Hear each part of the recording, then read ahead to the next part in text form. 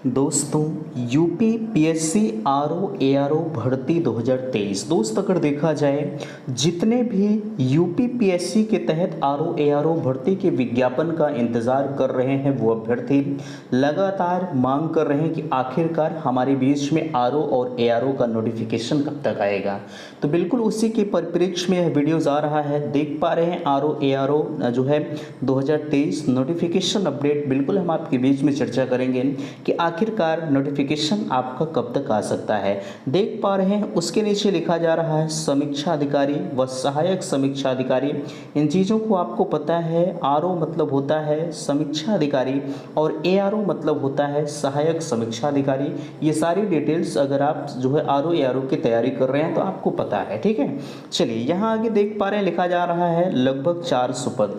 ये चीज़ें सत्य है। आप पदों के बारे में पूछ रहे थे कि आखिरकार कितने पदों पर हमारे बीच में नोटिफिकेशन आ सकता है। तो देखिए लगभग 370 के आसपास में ये उम्मीद जताई जा रही है, लेकिन ये ऐसे पद होते हैं जिसमें लगातार वृद्धि होती रहती है और घटते बढ़ते यानी घटने बढ़ने का सिलसिला इनका रहता है।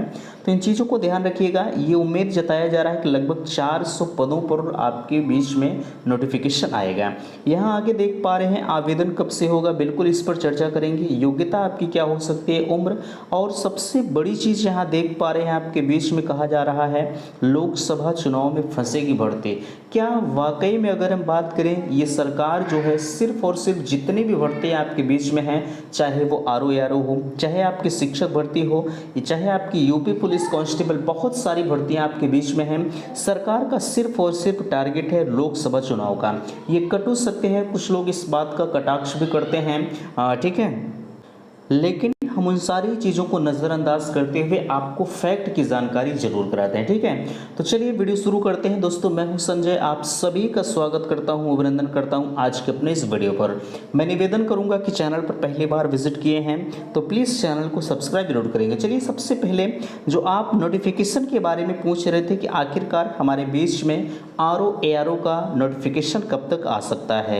नोटिफिकेशन की जो उम्मीद आपके बीच में जताई जा रही है, अगर हम इस पर बात करें तो लगभग ये मानकर चला जा रहा है कि 25 अगस्त के आसपास में आपका जो नोटिफिकेशन है वो जारी कर दिया जाएगा। कब तक? 25 अगस्त तक।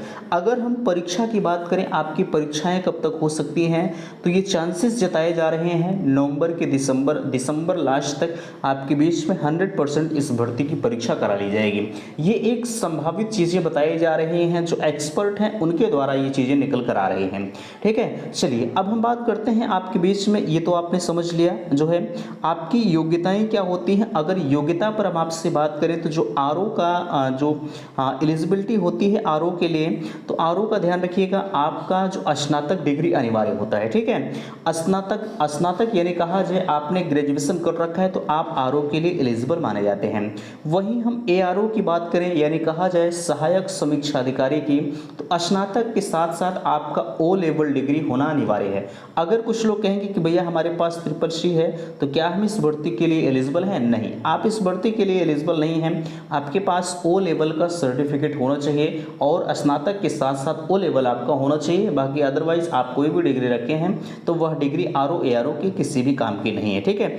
इन चीज़ों को आप समझ गए। यहाँ देखिए एक लोकसभा की बातें कही जा रही हैं, लोकसभा चुनाव में फंसेगी भर्ती।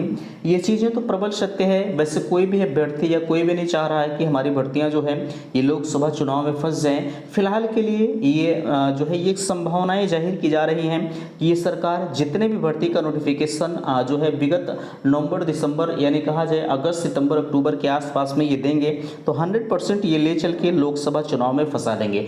और ये भर्ती ही इनका एक मुद्दा बनेगा कि भैया हमने इतनी भर्तियों को किया है, यह भर्ती जो है चुनाव के आने की वजह से आचार संहिता लग गई, इस वजह से ये फंस गई। जैसे ही सरकार हमारी बनती है तो तत्काल आपका जो यह भर्ती प्रक्रिया है ये पूरी तरह से जो है फाइनल किया जाएगा।